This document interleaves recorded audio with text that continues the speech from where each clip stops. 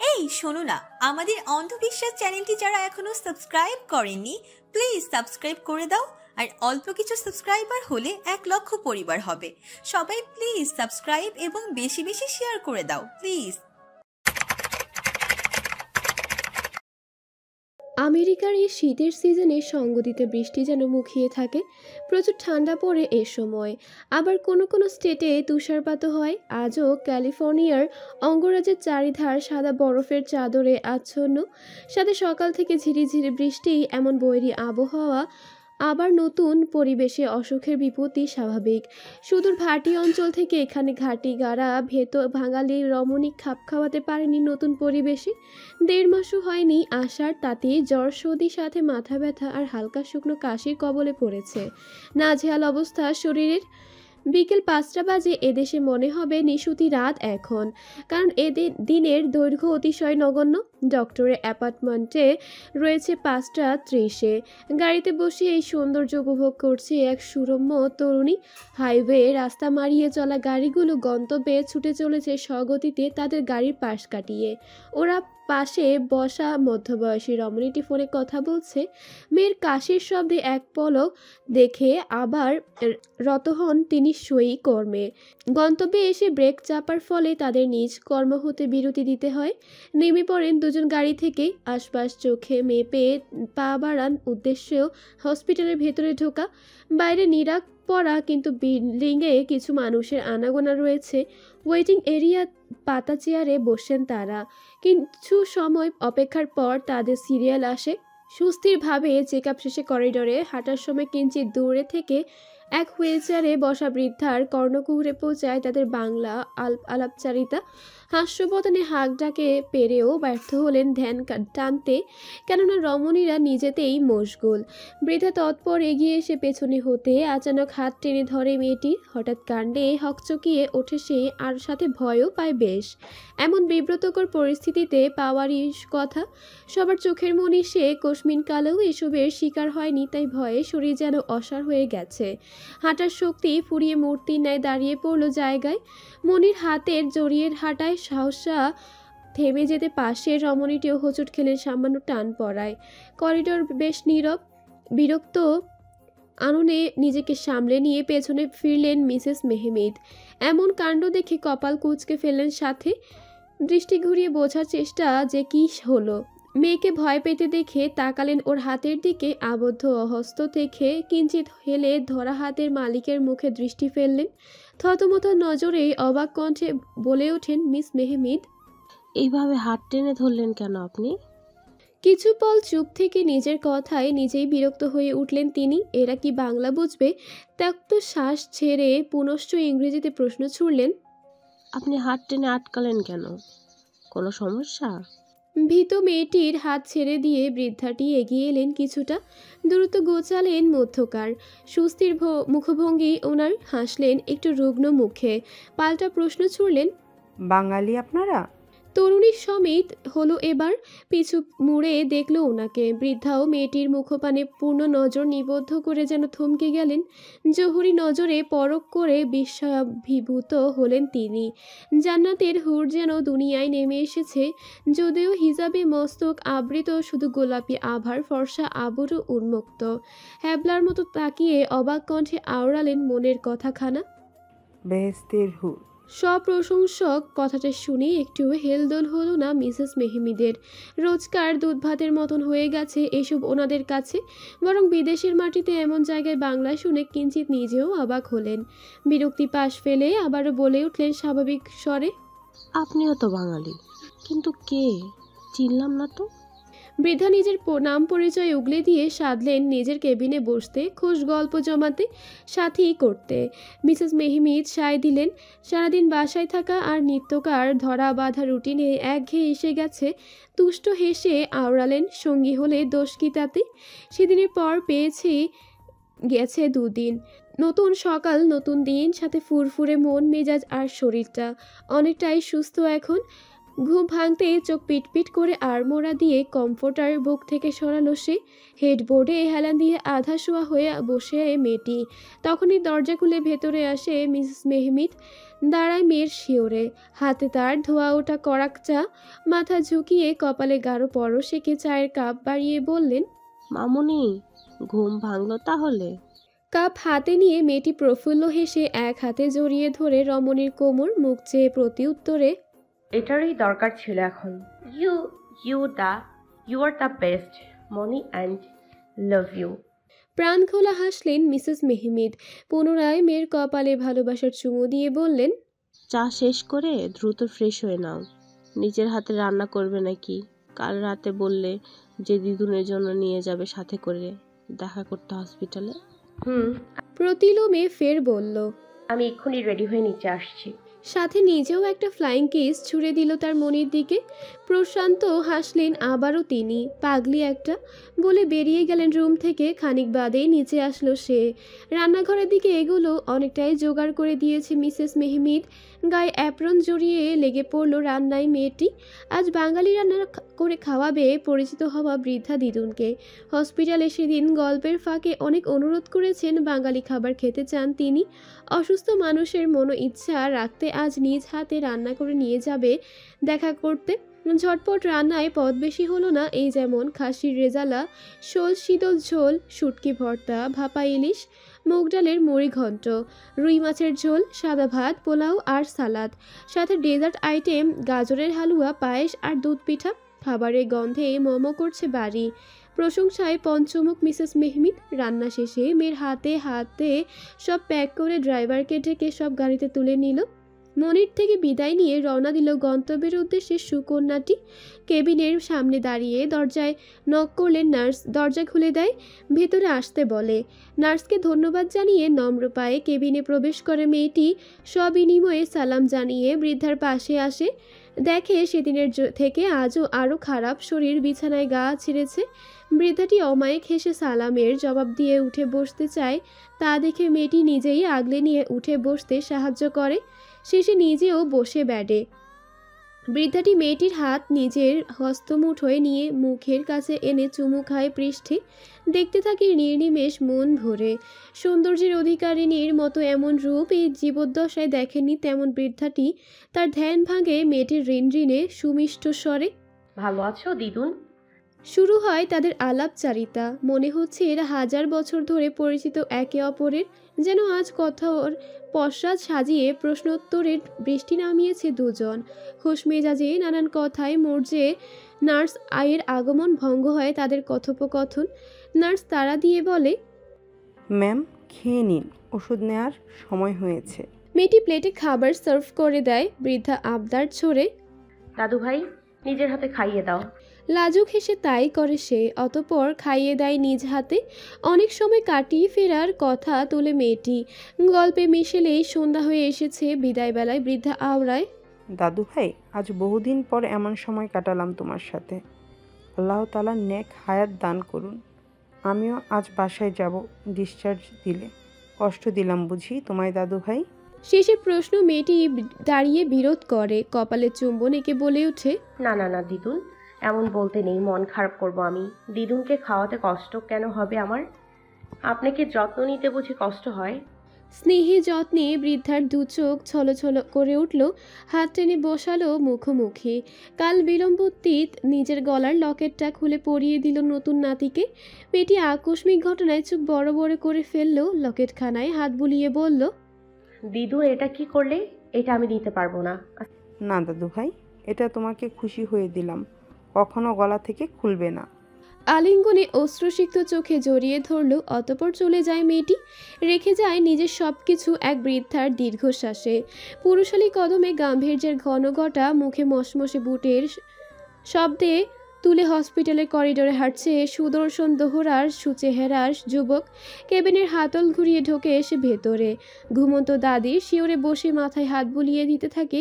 যথেষ্ট নম্র আনার চেষ্টায় কণ্ঠে বলে, তেমনি প্রিটি লেডি, সারা শব্দ নেই, কিন্তু ঘ্রাণেন্দ্রিতে আসে মেলি ঘ্রাণ। সারা কক্ষে তা ভরে গেছে। আবেশে চোখ বুঝে এলো যুবকটির, আরও প্রলম্বিত শ্বাস টেনে চোখ খোলে। নজর পরখে দেখে টেবিলে অনেক খাবারের পট, কপালে ভাঁজ পড়ে। আগ্রহ বাড়ে তার। হয়তো আর বিরক্ত করতো না দাদিকে, কিন্তু কে এসেছিল তা জানার স্পৃহায় জাগায় দাদিকে। কাঁচা ঘুম সহজেই শুয়ে আসে। চোখ খুলে নাতিকে দেখে আবেগে সে জড়িয়ে ধরে। বেশ চলে তাদের এমন স্নেহময় সময়। ছেলেটি জানতে চায়, কেউ এসেছিল? পরিচিত একজন।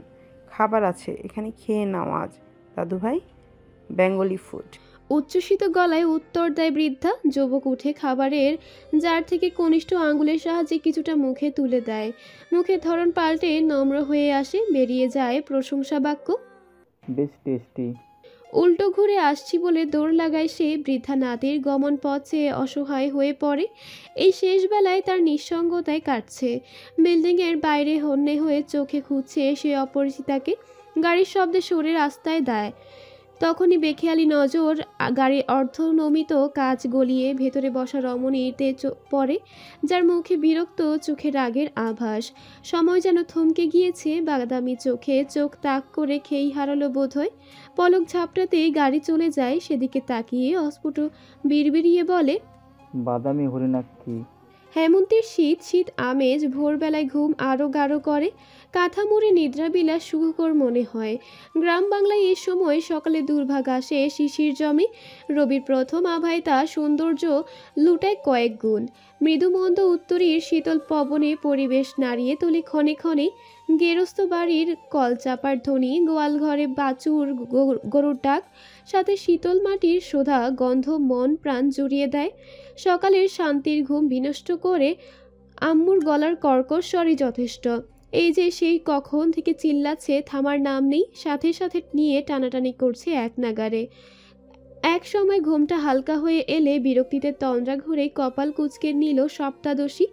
আবারও কাঁথা টেনে আষ্টে পৃষ্ঠে জড়িয়ে নেয়। ওপাশ ফিরল সে। তা দেখে নার্গিস বেগম হতাশ হলেন। বিরক্তি নিয়ে বিড়বিড় করে ত্যাগ করলেন রুম। তার কম্য নয়। রুমের দরজার ওপাশ থেকে শোনা গেল তার অপরের কাছে নালিশ কণ্ঠস্বর। মহারানী উঠবে না এই সকালে, এনাকে নিয়ে আর পারি না। রোজ রোজ এমন যুদ্ধ করতে হয় আমাকে। তোমার পড়িয়ে এখনো আরও পড়ে পড়ে ঘুমাবে বেলা 12টা পর্যন্ত। আম্মু আমি যাইতেছি, তুমি যাও নাস্তা রেডি করো। ভাইয়ের কথা শুনে মিথিলার হালকা হওয়া ঘুম ছুটে গেল এক নিমিষেই। মনে পড়ল ভাইয়া বাসায় এসেছে রাতে। মুচকি হেসে তড়িৎ গায়ের কাঁথা সরিয়ে ছুট দিল রুমের বাইরে। দরজা খুলে ভাইয়া ডেকে প্রশস্ত বুকে লুকিয়ে নিল নিজেকে সে। নাহিদও তার বোনকে বুকে আগলে নিল দু হাতে বাহু জোরে। ভাইয়ের দুগালে আদর দিয়ে আওড়ায় মিথিলা। শুভ সকাল। রহমান ভিলা। সকালে নাস্তার সময় ডাইনিং স্পেসে আসছে একে একে সবাই। ভাইয়ের হাত জড়িয়ে প্রফুল্ল মনে চপল পায়ে রুনঝুনে নিকলের ঝংকারের সিঁড়ি ভেঙে নামলো সপ্তাদশী। তার চঞ্চলতায় ছেয়ে গেল খাবারের ঘরের প্রতিটি কোণা। একবার চারপাশে দেখে চেয়ার টেনে বসে পড়ল সেথায়। চনমনে কণ্ঠে আওড়ালো, গুড মর্নিং। গুড মর্নিং ছোটাম্মু। বাবার উত্তরে মৃদু হেসে বলল মিথিলা, আব্বু তোমার মা বড় হয়েছে, কিন্তু এখন কলেজে পড়বে। হাসলেন মুকুল মেয়ের কথা শুনে। ওনার পাশ হতে এক কাঁথার পিঠে নার্গিস বেগম বলে কথা পারলেন, বড় আর হলে কই, ওই যে আজ দাঁত না মেজেই নিচে আসলে নাস্তা করতে। মিথিলা নজর লুকাতে ব্যস্ত। তার সব জারি জুরি এই মায়ের কাছেই শেষ হয়। গিন্নি। শাসনের শব্দে অতপর আবার বললেন মুকুল মেয়ের বড় হওয়ার প্রসঙ্গে, তাই বুঝি বাবাদের কাছে সন্তান বড় হয় না? তাই বড় হয়। মেয়ের জবাবে অমায়িক হাসলেন ভদ্রলোক। তারপর রোজকার মতো আহ্লাদি আদুরে আবদার করলো ভাইয়ের কাছে মিথিলা, খাওয়াই দাও। অগত্যা নাহিদও খাওয়াই দিতে লাগলো তার ছোট্ট বোনকে। আর সবাই খেতে খেতে শুনতে লাগলো সপ্তাদীপার আহ্লাদি কথার ফুলজুরি। এক পর্যায়ে বাবার কথায় থেমে গেল মিথিলা। কথা শুনে সবাই চাইলো খাওয়ার মাঝে ওনার পানে। সবার ধ্যান নিজের উপর বুঝে মুকুল ছেলেকে শুধালেন, বিয়ে কি করবে না? বয়স তো কম হলো না আব্বাজান। তোমার আম্মুর তো ইচ্ছে হয় নাতি নাতিদের সাথে খেলার, এভাবে আর কতদিন? ব্যাস সহাশয় থেমে গেল সবার হাত। মিথিলা সহ নার্গিস বেগমও উৎসুক নজরে চেয়ে নাহিদের মুখপানে, কারণ সবাই চায় বাড়ির বড় ছেলে দায়িত্ব নিয়েছে, এখন বিয়ে করে সংসারীও হোক। নাহিদ সবার দিকে একবার চেয়ে খানিক পরে গমগমে আওয়াজে বললেন, আব্বু কেবল 28 আমার, এখনো বয়স হয়নি, দেরি আছে আরও বিয়ের। কেবলই তো ব্যবসায় যুক্ত হলাম। মুকুল সাহেব আর বিয়ের প্রসঙ্গে কথা বাড়ালেন না। ছেলের জীবন মন মর্জিতেই কাটাক, ছেলে মেয়েদের শাসন ঠিক, কিন্তু জোর করা উচিত নয়। এবার নাহিদ তার ছোট্ট কলিজার দিকে নজর স্থির করে এক চিলতে দুষ্টু হেসে বলে, আগে তো ছোট্ট কলিজাদের ঘর জামাই নিয়ে আসি, তারপর আমি বিয়ে করব। এই কথায় চাপা হাসির রোল পড়ল খাবার টেবিলে, কিন্তু সপ্তাদশী লাজুক হেসে মাথা নোয়ালো, চিবুক ঠেকল গলদেশে। রক্তিম আভায় ছেয়ে গেল গালদয়। চঞ্চল হলেও এসব কথায় লজ্জা লাগে না বুঝি? বিয়ের কথায় দুনিয়ার সব লাজ ঘিরে ধরে তাকে, বুঝে না কেন এমন হয়। ধ্যাত ভাইয়া, আমি আরো ছোট, আমারও বিয়ের বয়স হয়নি। লজ্জালু ধমকে কথাটি পারল মিথিলা। মুকুল মেয়ের লাজে রাঙা মুখ দেখে হাসলেন অম্লান, মাথায় হাত বুলিয়ে দিয়ে পরপর বললেন, তা বলে কি হয় আম্মু, বিয়ে তো দিতেই হবে। তবে চিন্তা নেই, ঘর জামাই আনবো, আমার মাকে যেতে দেবো না কোথাও। আব্বু, আরেক দফা হাসির রোল পড়ল যার যার মতো। খাবার খেয়ে সবাই টেবিল ছাড়ল। সবাই আজ আর কাজে যাওয়ার তাড়া নেই, তাই বসার ঘরে সোফায় বসলো সকলে আড্ডা দিতে। কর্মব্যস্ততায় কম সময় কাটে পরিবারের সাথে নাহিদের। রহমান ভিলা সম্ভ্রান্ত পরিবার, পূর্বপুরুষের জলুস এখনও টিকিয়ে রেখেছেন মুকুল রহমান। রংপুর সদর থেকে 40 বা 45 মিনিটের দূরে দুলহাপুর গ্রামে বাড়ি। মুকুল রহমান একাই, এক ছোট বোন আছে মিনারা রহমান, তবে বিধবা। ওনার স্বামী বাড়ি দিনাজপুরে, ভাইয়ের বাড়িতে থাকছেন এখন। ছেলে মেয়ে নেই হেতু ভদ্রমহিলা ভাইয়ের সন্তানদের চোখে হারান, নিজেরই পেটের সন্তান মানেন, তাই দ্বিতীয়বার আর বিয়ের বন্ধনে জড়াননি। গ্রামে 2 বিঘের উপর বাড়ি এই রহমান ভিলা। মুকুল সাহেব বড় ছেলের কাঁধে সব দায়িত্ব তুলে দিয়ে নিশ্চিন্তে বিশ্রামে আছেন। সময় কাটাতে টুকটাক খামার দেখাশোনা করেন। আর এই বয়সের সঙ্গীর ওনার বউ নার্গিস রহমান। বড় ছেলে তায়েব নাহিদ রহমান পড়াশুনো শেষ করে বাবার ব্যবসার হাল ধরেছে। বড় ব্যবসায়ী না, রংপুরে 2টা রাইস মিল আর একটা কাপড় গার্মেন্টস। আর বিঘাকে বিঘা জমাজমি চাষাবাদ করেন। মিশকাতুল রহমান মিথিলা বাড়ির ছোট মেয়ে, সবার কলিজা, চঞ্চল ডানপিটে, কিন্তু মাশাল্লাহ রূপ সৌন্দর্য আল্লাহ তাআলা নিজ হাতে দান করেছেন। এবার কলেজের গণ্ডিতে পা দিয়েছে। হেমন্তের দুপুর, বেশ গরম পরিবেশ, সূর্য তার দীপ্তি মিলেছে ভর দুপুরে। মধ্যাহ্ন ভোজের পাট চুকিয়ে যার যার রুমে বিশ্রাম নিচ্ছে সবাই। রহমান ভিলা শান্ত এখন। নাহিদও নিজের রুমে ভাত ঘুমে কাদা, আর তার তন্দ্রা বিনষ্ট করতে ফোনের রিংটং বেজে উঠল তার স্বরে। ফোনের কর্কশ আওয়াজে ক্রমেই ভারী থেকে ভারী হয়ে চার দেয়ালে বাড়ি খাচ্ছে। রিং হয়ে থেমে গেল একবার, দ্বিতীয়বার ফের বেজে উঠল ফোন। উবুধ হয়ে ঘুমে ডুবে ফোনের শব্দে ঘুম হালকা হলে ভ্রু কুঁচকে নিল সে। বিরক্তি নিয়ে আশপাশ হাতড়িয়ে অমনি থেকেই ফোন ধরল নাহিদ। কথা শুনে অপর পাশের উত্তরে জানায়, হ্যাঁ, ঠিক সময়েই গুদামে ধানের চালান আসবে, ম্যানেজার আজ দেখে নিবে। আপনিও সব বুঝে নিয়ে হিসাব নিকাশ দেখে নেবেন, সমস্যা হওয়ার কথা না নিশ্চয়ই। ফোন কাটে উঠে বসলো। আর ঘুম আসবে না, ফ্রেশ হয়ে নিচে আসলো কফি করতে। ব্যস্ততম শহর, লোকের ছোটাছুটি, গন্তব্যে যাওয়ার তাড়া। তেমনি তাড়া নিয়ে বাইক ছুটিয়ে নিজ গন্তব্যের দিকে শাহরাইয়ান রামিম। উদ্দেশ্যে ঢাবি ক্যাম্পাস, মাস্টার্স ফাইনাল ইয়ার, সঙ্গে ছাত্র রাজনীতিতে যুক্ত। আজ ঘুম থেকে উঠতে দেরি বিধায় এই তাড়া। নির্দিষ্ট স্থানে পৌঁছিয়ে বাইক থামালো সে। নামতে নামতে ছেলেপুলের সালামের উত্তর করলো, ইশারায় পিছু নিতে বলে।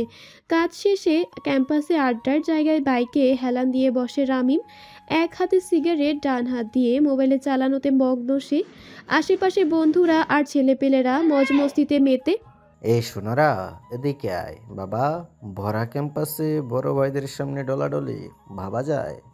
তৌফির কথায় সবার শোরগোল ভেঙে দৃষ্টি দিল সামনের যুগলে। রামিমও হঠাৎ এমন কথা শুনে ঘাড় ফিরিয়ে পেছনে দৃষ্টি দিল কপত কপতিতে। ভ্রু কুঁচকে ঘুরে দাঁড়িয়ে গেল শটান হয়ে। হাতে সিগারেট শেষ টান দিয়ে ফেলে দিল সেটা।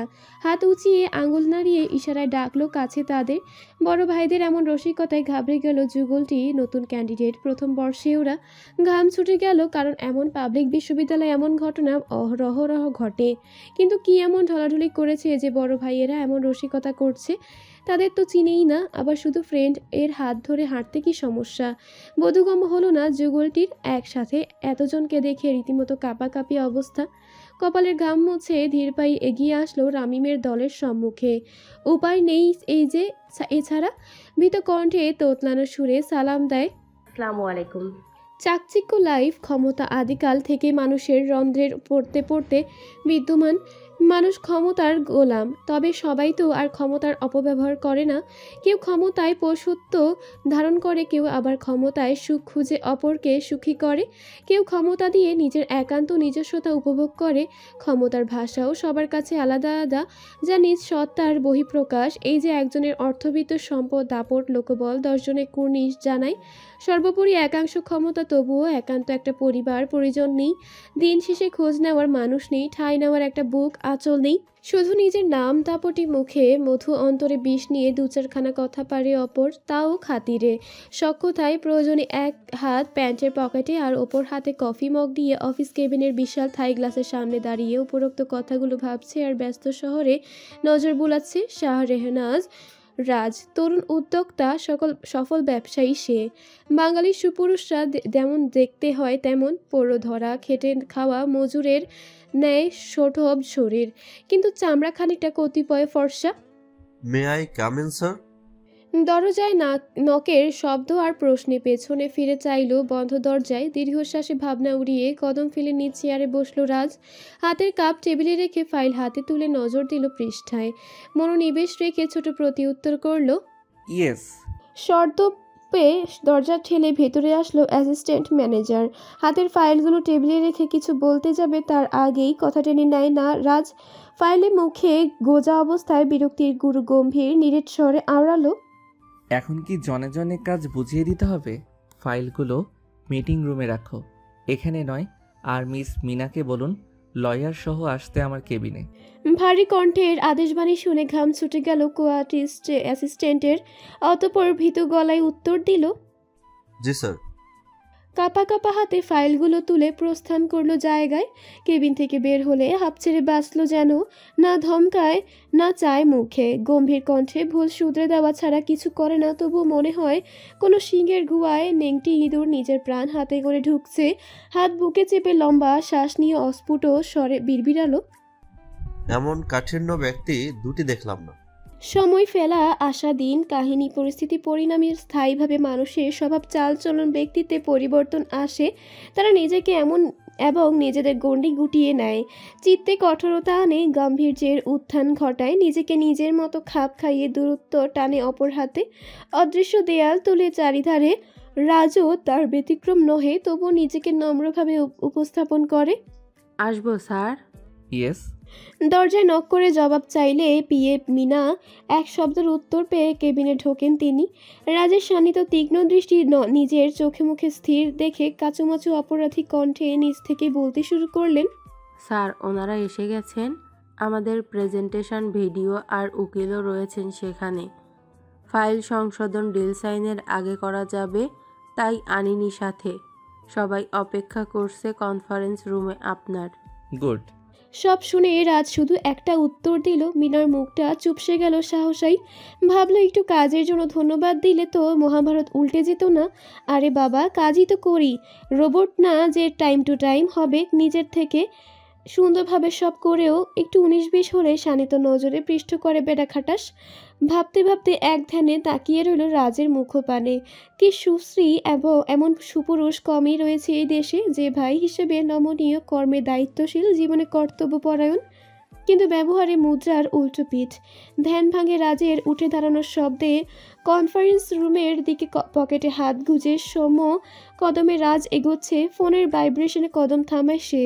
ঠোঁটে ফুটে অমায়িক মৃদু হাসি, জানে কার কল হতে পারে। পকেট ফোনে বের করে কানে নিয়ে সালামের উত্তর দিয়ে বলে, হ্যাঁ ছোট, অফিসেই আছি। অপাশের কথা শুনে ক্ষণ পরে ফের বলল রাজ, না শোনা, ব্যস্ত নই আমি, আয় অফিসে, একসাথে দুপুরের খাবার খাবো। আমি তোর পছন্দের সব খাবার আনাচ্ছি। অস্থির মনে ভ্রু উঠালো কিয়ৎ পলে, আবার প্রশ্ন করে, ঠিক আছিস তুই? কণ্ঠ এমন ফ্যাকাশে লাগছে কেন? উত্তর শুনে খরালি দিন যেন বৃষ্টির আভাস পেয়ে রাজের বুকু এই একটা প্রাণ যে রাজের পিছুটান, বাঁচার সম্বল, নিঃস্ব মোহে একমাত্র খুঁটি, কালে ভদ্রে ঠোঁটের কোণে মৃদু হাসির কারণ, নশ্বর দুনিয়ায় মায়ের রেখে যাওয়া আরেক নারী ছেঁড়া ধন, আদরের ছোট ভাই সাই রাইয়ান রামিম। জোহর ওয়াক্তের আজান হচ্ছে মসজিদে মসজিদে, মুয়াজ্জিনের সুমধুর ধ্বনির কলতানে বোঝা যায় বেলা গড়ালো। টানা 11টা থেকে 1টা পর্যন্ত মিটিং শেষে কনফারেন্স রুম থেকে বের হয়ে সোজা কেবিন রুমের দিকে হাঁটতে লাগলো রাজ। সাথে পেছনে miss Mina, manager, assistant manager, তার একজন গার্ড, কারণ জেনারেল স্টাফ কেবিন দিয়ে যেতে হবে। নিজের কেবিন রুমে সাথের জনেরা ফাইলপত্র পৌঁছে দিবে কেবিনে। এখন লাঞ্চ টাইম। কেবিনে এসে ফ্রেশ হয়ে নিজের হাতে খাবার বেড়ে প্রস্তুত করছে সব। দুই ভাই লাঞ্চ সারবে আজ একসাথে। ভাই, কাজে ফেসে গিয়েছি, তুমি খেয়ে নাও, রাতে দেখা হবে, বাই। ভাইব্রেশনে ফোনের স্ক্রিনে ছোট্ট মেসেজখানা দেখে হাতে থেমে গেল রাজের। দীর্ঘশ্বাস ফেলে বসলো চেয়ারে। 2-3 বার মুখ তুলে খাওয়া সারলো দুপুরের। পকেটে হাত গুজে ফর্মাল ড্রেস আপে জেনারেল স্টাফ কেবিনের মাঝ দিয়ে যেতে যেতে রাজের কর্ণগোচর হলো ফিসফিসে মেরি আওয়াজ, সাথে স্টাফদের ফুসুর ফাসুর কথা। কেউ গল্পে মেতেছে কলিগদের সাথে, কেউ জোড়ায় জোড়ায় ছুটছে অফিসের ক্যান্টিনের দিকে।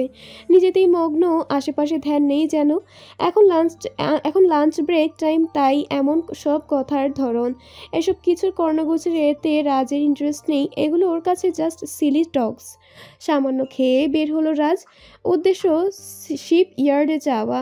বাংলাদেশের ব্যবসা জগতে শক্ত ভিত্তু তার। ক্লথিং ম্যাটেরিয়াল, সাথে স্টেট বিজনেস। 1-2 দিন এসব হয়নি। দুপুর গড়িয়ে বিকেল গড়িয়ে সন্ধ্যা নামা ভাব। পশ্চিম আকাশে ঢলে পড়া সূর্য তার কমলাভ দুটিতে রাঙিয়ে দিচ্ছে অম্বর। ক্লান্ত পায়ে এক হাতে পকেটে আর এক হাতে ব্লেজার নিয়ে রাজ তার মতো পা চালাচ্ছে কেবিনের দিকে। জেনারেল কেবিন বসকে দেখে সব তটস্থ। তারপরে এই যে কিছু আছে না, চোখ দিয়ে গিলে খাওয়া টাইপ, তারা ছ্যাবল চোখে রাজের উস্কো খুস্কো চেহারায় চেয়ে আছে আর পাশের জনের সাথে তারিফের পুল বাঁধছে। অচিরেই রাজের পা দুটি থেমে গেল কেবিনের দরজার সামনে। দাঁড়িয়ে পড়ল সে, ঘুরে এগিয়ে দাঁড়ালো সোনা কণ্ঠের অধিকারিণীদের সামনে। হোয়াট ডিড ইউ সে? বজ্রকণ্ঠের প্রশ্ন প্রতিধ্বনি তুলল পুরো জেনারেল কেবিনের আনাচে কানাচেতে। সবাই উৎসুক নজরে চাইল এমন হঠাৎ ভূমিকম্পের উৎসে। এমন প্রশ্নের তোড়ে মেয়ে দুটির রুহ উড়ে যাবার জোগাড়। গিলে খাওয়া কথায় এতই মগ্ন ছিল যে বোঝেনি কণ্ঠধ্বনি উচ্চ হয়ে রাজের কণ্ঠ কুহরে পৌঁছবে। ভাবিনি এমন হবে। সুন্দরকে সুন্দর বলেছে, এত দোষের কি? কিছু না স্যার। তবুও তোতলানো সুরে নতমস্তকে সাফাই গাওয়া জবাব। রাজের কায়া চলে উঠল, গজরাতে বলল, শেমলেস ওমেন। ছেলেরা এমনভাবে তাকালে তারা বেহায়া হয়, এমন কথা বললে ইফটিজার হয়।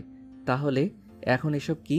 স্পষ্ট তো শিরা উপশিরা জানান দিচ্ছে রাগের তীব্রতা। ফের তীক্ষ্ণ দৃষ্টিতে শক্ত চোয়ালে দাঁতে দাঁত পিষে বলল, অফিস কাজ করার জায়গা, কাজ ফেলে রেখে চেয়ে দেখা আর ক্রাশ খাওয়ার জায়গা নয়। মেয়ের জন্য সতর্ক করলাম, নিজের জবান আর দৃষ্টি সংযত রাখবে, তা না হলে জিভ টেনে ছিড়ব। এরপর কেবিনের মাঝখানে দাঁড়িয়ে হুঙ্কার দিল, all of you listen carefully. এটা অফিস, বসকে দেখে রং তামাশা করার জায়গা না। আমি আমার সম্পর্কে এমন কটু কথা শুনতে চাই না। I just want my work flawless. Got it? ব্যাস, সব হাওয়া ফুস রাজের এই কঠিন চিত্ত আর বজ্র হুঙ্কারে। বুঝলো সবাই কি ঘটেছে। সব চোখ নামিয়ে থরথর চিত্তে কম্পিউটার স্ক্রিনে ধ্যান নিবিষ্ট করলো, যেন এদিক সেদিক তাকালে গর্দান থাকবে না। রাজ মেয়ে দুইটার দিকে একবার নজর দিয়ে গটগটিয়ে রুমে ঢুকে হাতের ব্লেজারটা ছুঁড়ে আয়েশ করে তার নির্দিষ্ট চেয়ারে বসলো। রাগে তার মাথা ফেটে যাচ্ছে। এদের আত্মসম্মান নেই? মেয়ে হয়ে পরপুরুষকে কিভাবে এসব বলতে পারে? চেয়ারে হাতলে কোনোই ঠেকিয়ে বৃদ্ধাও তর্জনী আঙুল দিয়ে কপাল স্লাইড করতে করতে মনে মনে ভাবলো কথাগুলো। ড্রয়ার থেকে সিগারেট আর লাইটার নিয়ে থাই গ্লাসের সামনে দাঁড়ালো রাজ। পুরো 2 ঠোঁটের ভাঁজে সিগারেট ধরালো, সুখ টানে নাক মুখ দিয়ে গল গল করে উড়াতে লাগে বাতাসে। ছোটদের আবদার, শখ আহ্লাদ সব বড় ভাই বোনদের কাছে। তারা বিনা দ্বিধায় সংকোচে যখন তখন চেয়ে বসে যে কোনো কিছু। বড় ভাই বোনেরা বাইরে থেকে আসলে হাতে করে কিছু একটা নিয়ে আসবে, স্নেহ আদরে ভরিয়ে রাখবে, সময় কতক সাহসনও করবে। বিভিন্ন শিক্ষণীয় বিষয়ের হাতে খড়ি হয় এ বাবার পরে বটগাছ নামক বড় ভাই বোনদের থেকে। তেমনি আজ বিকেল হতে বড় ভাইয়ের কাছে আবদার চড়েছে মিথিলা শপিংয়ে যাবে। শপিং শেষে ফুচকা খাওয়াতে হবে, সাথে রংপুরের খামার মোড় এর চা খাওয়াতে হবে। নাহিদও হাসি মুখে বোনের আবদার পূরণ করতে মর্জি জানিয়েছে, তাই নিজ রুমে এখন সে রেডি হচ্ছে বাহিরে বের হওয়ার জন্য। সাথের হাঁটা ফোল্ড করতে করতে আয়নায় একবার পরখ করে বের হলো রুম থেকে। করিডোরে নম্র মুখে হাঁকলো, কলিজা হয়নি তোমার এখনো? জি ভাইয়া, রিক্সাতে উঠবো কিন্তু। রুম থেকে বের হয়ে ভাইয়ের হাত জড়ায় ধরে কথা কানা পারল মিথিলা। অতঃপর ধীরে সুস্থে রওনা দিল দুজন রংপুর সদরে। দুই হাতে শপিং ব্যাগে ঠাসা দুনিয়ার জিনিস আজ সব ব্যাগে পুরেছে। দারুণ ক্লান্ত, তবুও চোখে মুখে কোনো বিরক্তি নেই। হেমন্ত রাতের এই নাজুক স্বল্প শীতেও ঘেমে নেই 100 দুজন। ভাইয়া, সামনে আইসক্রিম পার্লার, চলো আইসক্রিম খেয়ে জিরিয়ে নেই। দুইটা কোন আইসক্রিম অর্ডার দিয়ে বসলো টেবিলে। হাতের ব্যাগগুলো রেখে দিল পাশের চেয়ারে নাহিদ। মিথিলা নিজের উড়নার প্রান্ত দিয়ে ভাইয়ের ঘাড়মার্ত মুখশ্রী মুছিয়ে দিল যত্নে। শ্রান্তিতে নাহিদের ঠোঁটের কোণে ফুঁসে উঠল হাসি। পার্টি অফিসে রুমে চেয়ারের আয়েশ ভঙ্গিতে বসে সিগারেটের ধোঁয়া বাতাসে ছাড়ছে রামিম। সাথে বসে চেয়ারে ডায়ে বায়ে নাড়াচ্ছে। 3টা সিগারেট শেষ, এখন 4-এ ঠেকেছে, তাও ভাবাবেগ নেই এই ছেলের। স্বভাবসুলভ গোয়ার এই ছেলে এখন পর্যন্ত চুপচাপ বসে, আর এটাই দলের ছেলেপেলেদের ভয়ে ঘাম ছুটেছে। অন্যায় দেখলে বা রাগ উঠলে তড়িৎ রিয়াকশন করা মানুষরা এমন শান্ত থাকলে ভয়ে ধরাধরি কথা। বেশ সময় পর রয়ে শোয়ে কথা আওড়ালো তোফ। নীরবতা ভেঙে ছেলেপেলেরাও নড়ে চড়ে স্বাভাবিক হলো এই কথার পৃষ্ঠে। শেষ টানে ধোয়া ছেড়ে সিগারেটের অংশটুকু অ্যাস্ট্রেতে ফেলে তোফের মুখে চাইল রামিম। সেও তো সেটাই চেয়েছিল, হাতের সুখ করতে পারেনি বিধায় এখন এমন নিশ্চুপ রাগ সামলাতে হচ্ছে ধোয়া উড়িয়ে। তা না হলে রাগ নিজের ছেলেপেলেদের উপর ঝাড়বে। গম্ভীর স্বরে বলল রামিম, এখন ছাড়লাম, তবে কাল নয়। পার পেয়ে গেছে, এখন মাথায় উঠে নাচতে দেরি হবে না। কথার তালে রাকিনের কথায় রামিম আগের ন্যায় বলল, আমার বালটাও বাঁকা করতে পারবে না। কিন্তু ভাই, বাস্টারটা আপনার চোখে চোখ রেখে কথা বলল, সেটা সহ্য করতে হলো আমাদের, শুধু আপনার জন্য। আপনি তো এমন না ভাই, আজ ছেড়ে দিলেন কেন? নবীর কথায় ঠোঁট বাঁকায় রামিম কথা বলল না আর এ বিষয়ে। টেবিলের উপর থেকে বাইকের চাবি হাতে তুলে দাঁড়ালো, ঘাড় 2 দিক খেলিয়ে ফুটিয়ে নিল। রুম থেকে প্রস্থান নিতে নিতে বলল, বাড়ি যা তোরা, রাত হয়েছে অনেক। রাগটা পুষে রাখ, ঠিক সময় ঝাড়বি। ঢাকার বুকে বনানীতে আলিশান বাড়ি স্মৃতিনগর। আভিজাতে দাঁড়িয়ে থাকা এ বাড়ি প্রতিটি কোণা কারো নিপুণ হাতে গড়া। রয়্যাল প্যালেসে হাতে কম নয়, তবুও নিকষ রজনীর মতো খা খা করে বাড়িটি। গুটি কয়েক সার্ভেন্ট আর বাড়ির 2 ছেলে রাতে মাথা গুঁজতে পা রাখে বাড়িতে। সময়তে দিনে কালে ভাদ্রে দেখা যায় তাদের চোখাট মারাতে কলিং বেলের শব্দে দরজা খুলে দেয় কেউ। রামিমকে দেখিয়ে বিনয়ে সালাম দিয়ে সরে দাঁড়ায় দরজা হতে। সালামের জবাব দিয়ে নিয়ে ভেতরে ঢুকে এগোতে প্রশ্ন করলো রামিম, ভাই বাসায় এসেছে খালা? জি ছোট আপা। ছোট্ট প্রতিউত্তর সাইমা খালার। রামিম আর কথা বাড়ালো না, দৃঢ় কদমে এগুলো ভাইয়ের রুমের দিকে। দরজা খুলে রুমে ঢুকে গেল রামিম। ব্যালকনি হতে সিগারেটের ধোঁয়া উঠতে দেখে এগুলো সেদিকে। দূরত্বে দাঁড়িয়ে শাসনের সুরে বলল, smoking is injurious to health. এক সিগারেট খোর আরেক সিগারেট খোরকে সতর্কবাণী দিচ্ছে। যেভাবে ছিল সেভাবেই উত্তর করলো রাজ। রামিম এগিয়ে গিয়ে ভাইয়ের বাম পাশে দাঁড়িয়ে ডান হাত দিয়ে জড়িয়ে ধরলো বড় ভাইকে। ভাইয়ের মুখে তাকিয়ে হাসলো, একটু ক্যাবলা হাসি। আজ শাহ রাইয়ান রামিমের হাত পা বেঁধে রেখেছিল বুঝি কেউ? রাজের স্বর। বাম হাত দিয়ে ভাইয়ের থেকে সিগারেটটা নিয়ে ঠোঁটে চেপে টান দিল রামিম। কথা নেই 2 ভাইয়ের মাঝে, আর একটা টান দিয়ে সিগারেট ভাইয়ের দিকে বাড়িয়ে উত্তর দিল, না, হাত পা বাঁধা ছিল না, চামচা ওর ডান হাত ছিল, তাই কেলানি দেয় নাই, তুলে রেখেছি। কুত্তা আর কুত্তার দলটাকে একসাথে বেটাবো তাই। কাহিনী কি? ভ্রুকুটি গোটালো রামিম। ভাইয়ের প্রশ্নে জানালো, তুমি জানো তাও জানতে চাইছো? না, জানি না। রাজের উত্তর, দলীয় আলোচনা শেষে আড্ডার জায়গায় সবাই ছিলাম। নতুন ক্যান্ডিডেট মনে হয়, কাজিনোরা পরে জানতে পারি। হাত ধরে হেঁটে আমাদের সামনে দিয়ে যাওয়ার সময় তোফ ডাকে, 2-4 কথা হয়। তখন বাঞ্চুদের চামচা এসে মাতাব্বরি করে, পোলাপান চেতে যায়। এই যা। রাত শুনলো, বলল না কিছু। প্রসঙ্গ পাল্টে টুকটাক কথা বলে দুই ভাই রুমে আসলো। তারা দিল রাজ।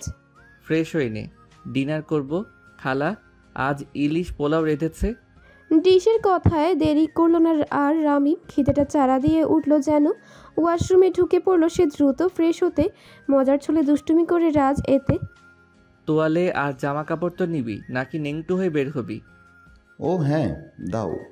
ওয়াশরুমের দরজা কিঞ্চিত উন্মুক্ত করে হাত বাড়িয়ে বলল রামিম। রাজ কেবিনেট থেকে জিনিসগুলো বের করে ভাইয়ের হাতে দিল। রামিম তা হাতে নিয়ে দুষ্টু হেসে বলল, আমার বুঝি লজ্জা করবে না? ফট করে দরজা লাগিয়ে দিল রামিম। রাজও হেসে দিল খুনসুটি কথাতে। এই একটা প্রাণ যার সামনে রাজ নিজেও চঞ্চল হয়ে ওঠে, হারায় পারিপার্শ্বিক বিষাদ, বেরিয়ে আসে নরম সত্তা। দুই ভাই নিচে নামলো রাতের খাবার সারতে। সাইমা খালা খাবার বাড়ছে টেবিলে। চেয়ার টেনে বসলো ওরা। ভাতের বাটি খালার হাত থেকে নিয়ে আদেশ সূচক বাক্য ছড়ে রামিম। খালা বসো, আমি ভাত বেড়ে দিচ্ছি। মিথ্যে মেকি ধমকে সুরে আবার বলে, কতদিন কতবার বলেছি আগে খেয়ে নিবে, এত রাত অবধি না খেয়ে অপেক্ষা করবে না?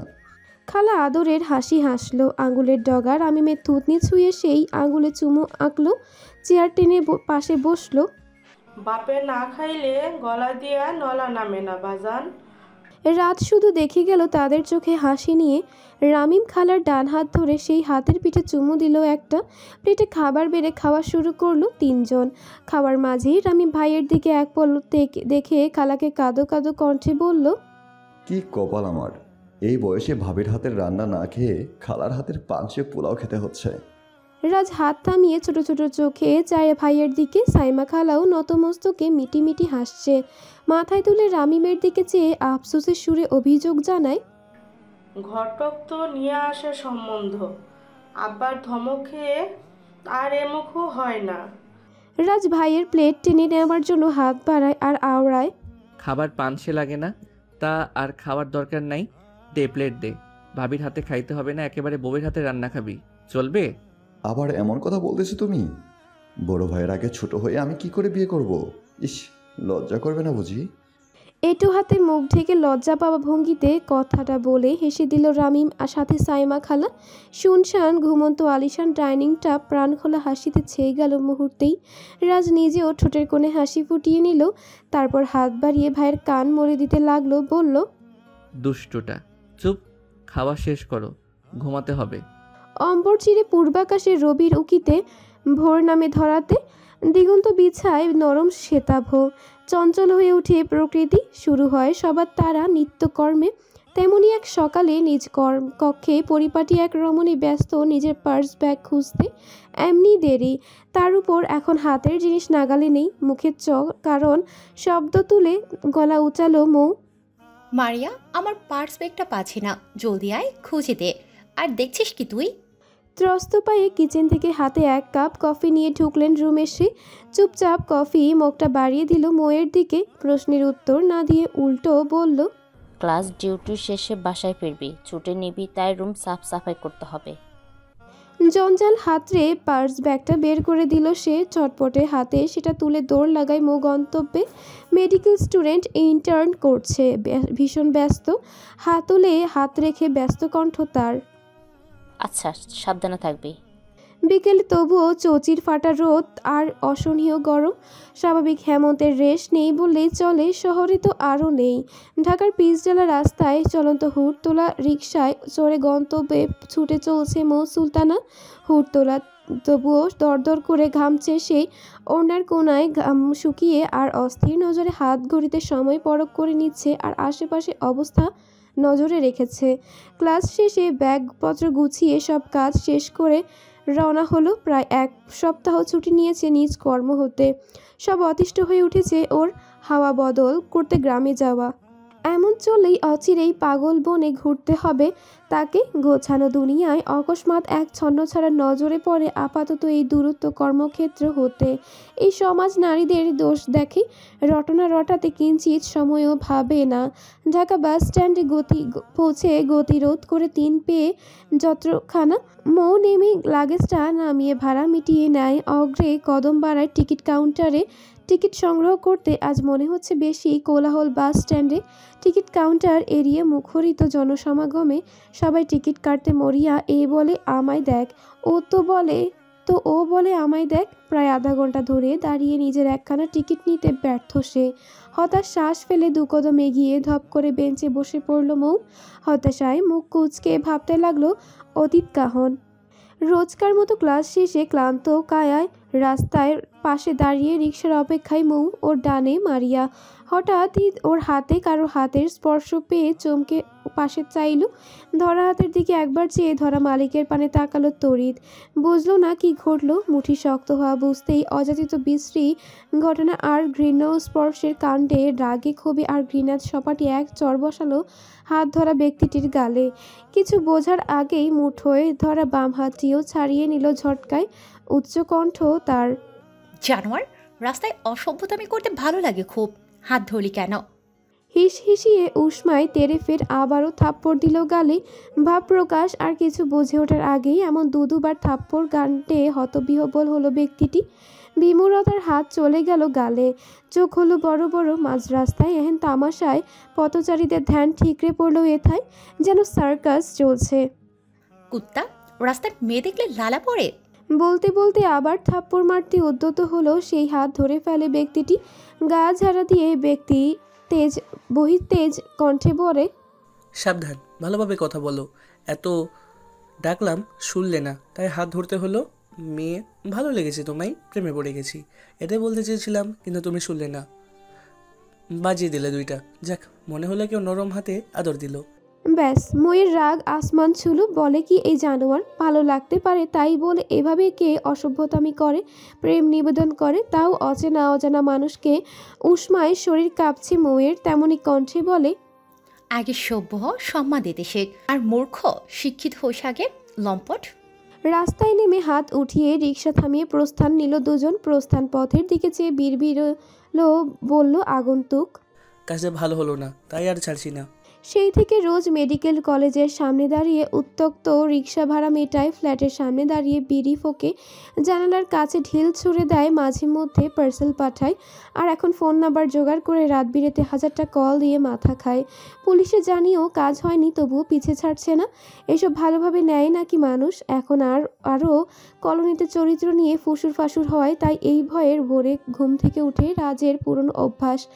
আজও তার ব্যতিক্রম নয়। শরীর চর্চার পরে ফ্রেশ হয়ে বের হলো ওয়াশরুম থেকে। পরনে শুধু তোয়ালে জড়ানো, গলায় ঝুলানো তোয়ালে দিয়ে চুল ড্রাই করছে। বিছানায় রামিম উপর হয়ে এখনো ঘুমে কাদা। রাজ এগিয়ে গিয়ে ভাইয়ের শিওরে বসলো। মাথায় হাত বুলিয়ে দিয়ে মুখটা দেখতে লাগলো মায়া ভরে। ঠোঁট উল্টে বালিশ জড়িয়ে ঘুম দিচ্ছে জনাব, যেন কোনো 4-5 বছরের বাচ্চা। রাজ আনমনেই একটু হেসে দিল, ঝুঁকে কপালের একপাশে আর গালে গাঢ় ভালোবাসার পরশ দিল ভাইকে। এতেই নড়ে চড়ে উঠল রামিম। রাজ ডাকলো, সোনা ওঠো, বেলা হলো তো। আর একটু ঘুমাই। রামিমের ঘুমো ঘুমো কণ্ঠ। রাজের ঠোঁট মৃদু হাসির বাঁধ ধরা দিল। ভাইয়ের নাক টেনে দিয়ে আবার চুমু খেলো গালে। এতেই কাজ হলো। রামিম শরীর মুচড়ে আড়মোড়া ভেঙে উঠে বসলো। সালাম জানায়, আসসালামু আলাইকুম ভাইয়া। সালাম দিয়ে অপর গালটাও এগিয়ে দিল সে ভাইয়ের দিকে, মানে এই গালেও আদর চাই। রাজ সালামের জবাব দিয়ে ভাইয়ের মাথার এলোমেলো চুলগুলো আরও এলোমেলো করে দিল। বাড়ি দেওয়া গালটায় আবার একটা আদরে চুমু এঁকে উঠে দাঁড়ালো, বলল, কাল সেম টাইমে ঘুমালাম দুজন, তাও সকালে ঘুম ভাঙে না। একটু তো শরীরের যত্ন নিতে হবে। ওঠো, ফ্রেশ হয়ে আয়। আজ তো স্পোর্টস ক্লাবে ম্যাচ আছে, তাই না? ওয়াশরুমে যেতে যেতে প্রশ্ন করলো রামিম। জলদি আসবি, অপেক্ষায় থাকবো। পুরুষ কামুক হবে, অসভ্য হবে, অতল স্পর্শে নারীকে সুখের শিহরণে শিহরিত করবে, তবে সেটা নারীর মন ছুঁয়ে, মন কুঠিরের একান্ত দখলদারিত্ব নিয়ে হালাল ভাবে, তবেই সে পুরুষ, সুপুরুষ। এসব আকাশ পাতাল ভাবনার মত্ত মোয়ের ধ্যান ছুটল বেঞ্চিটিতে ওর পাশে কারো বসার উপস্থিতি শব্দে। তাকালো ঘাড় ঘুরিয়ে। যে ভয়টা পাচ্ছিল সেটাই এখন ওর সামনে। ঘৃণায় তপ্ত শ্বাস বের করলো ভেতর থেকে। উঠে লাগেজটা হাতে ধরে দ্রুত কদম বাড়ালো কেটে পড়তে। এখন আর এর সাথে কথা বলে লাভ হয় না। সে এক গান এর, বাহ, আগে বলে দিতে আমি ব্যাগপত্র নিয়ে আসতাম শ্বশুর বাড়ি গিয়ে জামাই আদর নেওয়ার জন্য। কে তোর শ্বশুর? আর বিরক্ত করবি না, দূর হয় এখান থেকে। সেলিম এর কথার পিঠে শক্ত কণ্ঠের কথা পারল মৌ। সেলিম 2 কদম এগিয়ে লাগেজটার হাতলটা নিজের হাতে নিল, বলল, পাবলিক প্লেস এটা, এমন করতে নেই। চলো বসে কথা বলি। আমি তো ইতর জানুয়ারির সাথে কথা বলি না, আর কোনো কথা থাকতেও পারে না। এত করে বলি তাও তুই বুঝিস না। বলে নিজেও হাতলটা ধরে টানাটানি শুরু করে দিল। দুজনের এমন কাজে আশেপাশের গুটি কয়েক উৎসুক জনতা চেয়ে চেয়ে দেখছে। তেমনি ভিড় ঠেলে কেউ বলে ওঠে, রোমিও, মেয়ে মানুষ না বললে সেটা না ধরে আর বিরক্ত করতে নেই। এমন অসভ্যতামি করে কি মন পাবি? রামিমের কথায় ওর দিকে তাকালো দুজন। ভ্রুকুটি করে সেলিম বলল, বুঝলাম না। রামিম হেসে সামনে এসে দাঁড়ায় ওদের ঘাড় চুলকে বলে, কথা বুঝিস না আর প্রেম করতে আছিস? হাতলটা ছাড়। ভাই দেখেন, এটা আমাদের ব্যাপার, আমাদের মেটাতে দেন। মো তড়িৎ মুখ খুলল নিজের। না না ভাই, আমি ওনাকে চিনি না, বিরক্ত করছে আমায়। শুনলি কি বললো উনি? ভালোভাবে হাতলটা ছেড়ে দে আর নিজের কাজে যা। রামিমের কথায় হাতল ছাড়ল না, উল্টো আওড়ালো সেলিম। যদি না ছাড়ি? ঠাস এক শব্দে ঝংকার তুলে দিল চারিপাশ। থাপ্পড় দিয়ে সেলিমের কলার মুঠোয় নিয়ে ধাক্কা দিল পেছনে। পিঠ থুবড়ে মাটিতে পড়ল সেলিম। মুড বিজ্ঞানোর আগে বিদেয় হ। চিল্লিয়ে উঠল রামিম রাগে কাঁপতে কাঁপতে। এক কথায় ওপর দু কথা শোনা লোক না, আর এই চুনোপুটি তর্ক করছে। সেলিম অবস্থা বেগতিক, আর রামিমের পেছনে ছেলেপেলেদের দেখে দাঁতে দাঁত পিষে চলে গেল সেখান থেকে। যাওয়ার আগে আগে চোখ দিয়ে শাসিয়ে গেল মৌকে। ধন্যবাদ ভাইয়া। It's okay. ওই ছেলে আগে থেকে এমন বিরক্ত করে। জি ভাইয়া। পুলিশকে জানাননি? জানিয়েছিলাম, তাও এমন বিরক্ত করে। আর এই ঢাকা শহরে সবাই অপরিচিত, শুধু গুটি কয়েক ক্লাসমেটদের সাথে পরিচয়, কেউ নেই। রামিম আবার বলল, নজর পড়লো অনেকক্ষণ থেকে বসে আছেন ব্রেঞ্চে, কোনো সমস্যা? না তেমন না ভাইয়া, আজ টিকিট কাউন্টারে ভিড় তো, তাই একটু অসুবিধায় পড়ে গিয়েছি। উত্তর দিল মৌ। তারপর ব্যাগ থেকে পানির বোতল বের করে রামিমের দিকে বাড়িয়ে ধরল সে। রামিম সেটা নিয়ে জানতে চাইল, যাবেন কোথায়? নীলফামারী। ছোট্ট উত্তর। উত্তরবঙ্গের লোক? জি ভাইয়া। রামিম নবীকে দেখিয়ে বলল, এর সাথে যান, আপনাকে হেল্প করবে। একটা ভিজিটিং কার্ড বের করে মৌয়ের দিকে বাড়িয়ে দিয়ে আবার বলে, কোনো অসুবিধা হলে ফোন করতে পারেন, স্বেচ্ছাসেবক আমরা। মৌ হাত বাড়িয়ে সেটা নিয়ে প্রসন্ন নির্ভীক কণ্ঠে ধন্যবাদ জানালো রামিমকে।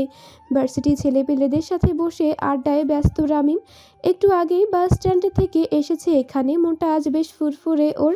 হাতে কোল্ড ড্রিঙ্কস এর ক্যান, তাতে চুমুক বসাচ্ছে আর সময়টা উপভোগ করছে। ভাই একটু জরুরি কথা ছিল। আড্ডার মাঝে নবীর কথায় সব চুপ হলো। হ্যাঁ বল, কি কথা? অনুমতি পেয়ে রামিমের দিকে চেয়েই নবী কল দিয়ে দিল কাউকে। রিসিভ হলে শোনা যায়, জি আয়। ভাই ফ্রি আছে? ওপাশের উত্তরে আবার বলল, আমি আছি, আয় তুই। আমিও বুঝিয়ে বলবো ভাইকে, আর কথা নেই কারো মাঝে। সবাই অপেক্ষায়। একটু পর সেখানে উপস্থিত হলো একটি ছেলে। গিয়ে নবীর পাশে দাঁড়িয়ে সালাম দিল সবাইকে। নবী পরিচয় দিল তার। ভাই ও হচ্ছে আমার কাজিন, নাম লিমন, তোমাকে দাওয়াত করতে এসেছে। লিমন সবেগে একটি কার্ড এগিয়ে দিল রামিমের দিকে। রামিম সেটা হাতে নিয়ে খুলে পড়ে দেখলো আকিকার দাওয়াত। জিজ্ঞাসা স্বর ওর, তা আমার দাওয়াত করার কারণ? আর ঠিকানা দেখলাম ঢাকাতে না, শহরের বাইরে তো যাওয়াই হবে না আমার। রামিমের কথায় লিমন গড়গড় করে অনুরোধের স্বরে বলল, প্লিজ ভাইয়া, মানা করবেন না, অনেক আশা নিয়ে আছি। আর নবী ভাইয়ার আম্মুকেও আপনাকে যাওয়ার অনুরোধ করেছে। নবীও এবার একই স্বরে বলল, হ্যাঁ ভাই, গেলে ভালো হয়। অনুষ্ঠান বাড়ির দাওয়াত, সাথে অগ্রিম শীতের পিঠাপুলির দাওয়াত। গ্রামটাও ঘুরে দেখতে পারবেন। আম্মু একটু পর আপনাকে ফোন দিবে, নিজেই কথা বলবে আপনাকে যাওয়ার জন্য। না করবেন না ভাই। রামিম সবটা শুনলো। একটু ভেবেই হাসি মুখে সাদরে দাওয়াতখানা লুফিয়ে নিল, সায় দিল, আচ্ছা যাব। রাকিন, তোপ ব্যাগপত্র গুছিয়ে নে, তোরা যাবি। সব খুশিতে গদগদ হলো। আচ্ছা চল স্পোর্টস ক্লাবে, ভাইয়ার ম্যাচ আছে আজ। তারপর সব রওনা দিল ক্লাবের উদ্দেশ্যে। স্পোর্টস ক্রিয়া ক্লাব। আজ ভলিবল ম্যাচ আছে। এই ক্লাবে আবার সব পরিচিত মুখ আসে খেলতে আর শরীরচর্চাও তাদের ফ্রি সময় উপভোগ করতে। বড়লোকদের বড় বড় ব্যাপার স্যাপার। আজও ব্যতিক্রম নয়, রমরমা পরিবেশ। মুখরিত হয়ে আছে মাঠ, গ্যালারি আর কোর্টগুলো।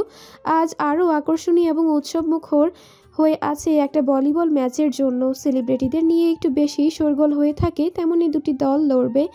এক দল হচ্ছে এসআর রাজের গ্রুপ আর অপর দলের হয়ে লড়বে এনএম নাহিমের গ্রুপ। কিন্তু এই দুই দলের আবার সাপে নেউলের সম্পর্ক। ড্রেসিং রুমে ড্রেস চেঞ্জ করছে রাজের এসআর গ্রুপ। রাজ কল দিয়ে রামিমকে, ফোন ধরলো না। দেখে কয়েকবার দিল, পুনরায় না ধরলো না। হয়তো রাস্তায় আছে তাই ফোন ধরতে পারলো না ভেবে চেঞ্জিংয়ে মন দিল। দুই দলের খেলোয়াড়রা মাঠে নেমে আসে। সৌজন্য সাক্ষাৎ করে খেলা আরম্ভ করলো। বেশ জমে উঠেছে ম্যাচ। গ্যালারি থেকে দর্শকরা সব চিয়ার আপ করছে, হাততালি দিয়ে উৎসাহ দিচ্ছে নিজের পছন্দের দলকে। প্রথম রাউন্ডের খেলা শেষ, বিরতি নিয়ে আবার আরম্ভ হলো। রামিমরাও এসে পৌঁছালো সেই সময়। খেলার মাঝে গ্যালারি থেকে চিল্লিয়ে উঠলো সে, ভাইয়ের শটে, ভাই নাইস শট। রাস্তা শুনে মুচকি হাসলো ভাইয়ের উৎসাহে। তার জোশ আরও দ্বিগুণ হলো যেন। দুই দলের রেষারেষি আর লড়াইয়ে তুমুল উত্তেজনাকর খেলা শেষে এসআর গ্রুপ জিতে গেল। চারিদিক থেকে তখন চিয়ার্স আপ এর জয়ধ্বনি বর্ষিত হচ্ছে রাজ্যের নামে। বেশ পয়েন্টের ব্যবধানে জিতে গেছে রাজের দল। খেলা শেষে সবাই একে অপরের সাথে হাত মিলিয়ে করমর্দন করছে। এর মাঝে রায়হান রাজের দলের একজন উপহাস করে বলল, লুজার্স। এনএম গ্রুপের সদস্যরা তখন ক্রোধে ফেটে পড়ছে, চোখ দিয়ে শাসাচ্ছে তাদের, কিন্তু ভদ্রতার খাতিরে চুপচাপ রইল। অ্যারেঞ্জমেন্টের লোকেরা সবাই এখানে, তাই রাজসহ দলের সবাই কোর্টের বাইরে বের হলো। সবাই ক্লান্ত, তবুও জেতার রেশ সবার চোখে মুখে বিদ্যমান। সবাই একে অপরের বাহবা দিচ্ছে, কেউ মুখে পানি ছেটাচ্ছে, কেউ কেউ খেলার মাঝে অপর টিমের টপিক নিয়ে কথা পারছে আর রাজের তোয়ালে দিয়ে ঘাম ছাড়ছে, মুখে মুখে হাসি হাসি করে সব শুনছে। রামি ভাইয়ের জেতা দেখে দৌড়ে এলো সেখানে, জড়িয়ে পিঠ চাপড়ে অভিনন্দন জানালো। হঠাৎ তাদের পথে রোধ হলো নাহিম এবং তার সাঙ্গপাঙ্গ। রাজ আর নাহিম মুখোমুখি শান্ত দৃষ্টিতে অপরেতে নিবদ্ধ করে যেন চোখে চোখ রেখে হাজারো দাঙ্গা সংগঠিত হচ্ছে। জিতে গেলি, বাহ, অভিনন্দন। রাজ হারতে জানে না, রাজ সর্বত্র রাজ করে। রাজের গা জ্বালা ধরানো উত্তর। নাহিম রাগলো না, শান্ত ভঙ্গিতে চোখে চোখ রাখলো রাজের, বলল, কিন্তু কিন্তু খেলার পরে যা হলো তার জন্য তোর ছেলেদের সরি বলতে বল। সত্য কথা বলেছে। উত্তর দিয়ে সবাই ক্লাব ঘরের রেস্ট রুমে চলে গেল। নাহিম চেয়ে রইল শুধু রাজের পথেই একা পাক, দেখে নেবে সাপের লেজে পা দেওয়ার ফল। রামিমও ভাইয়ের সাথে ফ্রেশ হয়ে খানিক বাদেই চলে গেল নিজ কাজে। রাজু সন্ধ্যা নাগাদ বের হলো ক্লাব ঘর থেকে। ওর পেছনে দুজন সামনের করিডোর আসতে আবারও নাহিম এসে দাঁড়ালো সামনে। দোষ তোর ছেলেদের, ওরা আগে শুরু করেছে, সরি ওদের বলা উচিত। আমি ক্লান্ত, পথ ছাড়, এসব ফালতু পেঁচাল পাড়ার সময় নেই আমার। রাজের কথায় হিতাহিত জ্ঞান হারিয়ে নাহিমের পেছনের একটা ছেলে হাতে থাকা বোতল থেকে এঁটো পানি ছুঁড়ে মারল রাজের মুখে। চোখ বুঝে নিল পানির ঝাপটায়।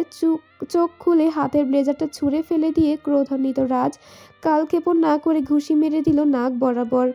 রাগে শরীর কাঁপছে রাজের। হিসিয়ে বলল, সরি, এবার তোর মুখ দিয়ে বলাবো এই কাজের জন্য, কিন্তু মুড নেই আজ। তোরা ভালো কথার মানুষ না, তাই সামান্য ডোজ দিলাম। তেলাপোকা মেরে হাত গন্ধ করতে চাই না, তাই বেঁচে গেলি। কথাগুলো বলে প্রস্থান নিতে এক পা বাড়াতেই নাহিম রাজের গলার কাছে টি শার্ট খামচে ধরল। চোখ অগ্নি লাল করে দাঁতে দাঁত পিষে বলল, খুব সরি, শোনার শখ না। কলার ধরা হাতের দিকে চোখ নিচু করে দেখে এবার সজোরে নাহিম এর নাকে ঘুষি মেরে দিল রাজ। মুহূর্তে গলগল করে তরল স্রোত নামলো সেথা দিয়ে। দুকদম পিছিয়ে গেল নাহিম। নাক চেপে ধরে হাঁপাতে লাগলো সে। রাজের রাগ ক্রোধ আকাশ ছুলো। গলা ও ঘাড়, হাতের উপশিরাগুলো নীল বর্ণ ধারণ করেছে। চোখ দুটো দিয়ে যেন নাভা ঝরছে। আর সংবরণ করতে না পেরে সামনে থাকা একটা ছেলের বুকের সজোরে লাথি মেরে দিল সে। প্রাণী ছুঁড়ে মারা ছেলেটা আর থাকতে না পেরে রাজকে আঘাত করার জন্য হকি স্টিক দিয়ে বাড়ি মারতে গেলে রাজ সেটা এক হাতে ধরে ফেলে। চাইলেও হিংস্র চাহনিতে রাগে ক্ষোভে তার শরীরে উষ্ণ স্রোত বইছে। ক্রোধদীপ্তিতে হাজারো লাথি বসালো ছেলেটার বুকে। ছিটকে গিয়ে পড়ল 2-3 হাত দূরে। রাজ এবার এগিয়ে ছেলেটার বুকের উপর পা চেপে ধরে এক বীভৎস গালি দিল। তারপর পেশিবহুল ইস্পাত দৃঢ় হাতে পড়ে থাকা হকি স্টিক তুলে ইচ্ছে মতো পেটাতে লাগলো বজ্রকণ্ঠে তার। রাজকে মারতে চাওয়া ব্লাডি বাস্টার্ড, এই রাজের সামনে চোখ তুলে কথা বলা, এত বড় কলিজা! তোর কলিজা মাপবো আজ। রাজের এই হিংস্র রূপ দেখে নাহিম আর এগোলো না। ক্লাব রুমে রয়ে যাওয়া কয়েকজনের এমন শব্দে আর আকুতি ভরা আত্মচিৎকারে বাইরে বেরিয়ে আসলো, কিন্তু এগোনোর সাহস পেল না। মারতে মারতে মৃতপ্রায় অবস্থা যখন পরিস্থিতি সামলানোর জন্য রাজের সাথে ছিল যে দুজন, তারা রাজকে আটকালো। পরিস্থিতি আরও খারাপ হচ্ছে ভেবে তাদের দেখে আরও 2-1 এগিয়ে এসে টেনে হিঁচড়ে সরালো রাজকে। তবুও ধরে রাখতে অপারগ হচ্ছে। সময় নিয়ে মুখে পানি মাথায় ঢেলে সান্ত্বনা বাণী শুনিয়ে ওর রাগ সংবরণ করতে লাগলো তারা। এক পর্যায়ে রাজ তপ্ত শ্বাস নিয়ে গা ঝাড়া দিয়ে দাঁড়িয়ে গেল। আঙ্গুলে আঙ্গুল পেঁচিয়ে পটপট শব্দ তুলে ফুটিয়ে নিল সে। ঘাড় দুদিকে মারিয়ে দিয়ে নাহিমের দিকে সামনে আসলো। নাহিম নাক হাত চেপে ঠায় বসে আছে তখনও। রাজ অত্যন্ত শীতল কণ্ঠে আওড়ালো কিছু শব্দের বাক্য। রাজ ছোটোখাটো ছুতো মেরে হাত নোংরা করে না, কিন্তু সেই ছুতো রাজের চোখে চোখ রেখে গলাবাজি করলে রেহাই পায় না। কথাগুলো বলে ম্যানেজারকে ফোন করলো। স্পোর্টস ক্লাবে আহত কুত্তাদের হাসপাতালে নিয়ে যাবে। অতঃপর ফ্লোর থেকে নিজের ব্লেজার উঠিয়ে নিয়ে ম্যানলি কদমে সেই স্থান ত্যাগ করলো। নিজের রুমে একটার পর একটা সিগারেটের ধোঁয়া বাতাসে ওড়াতে ব্যস্ত রাজ।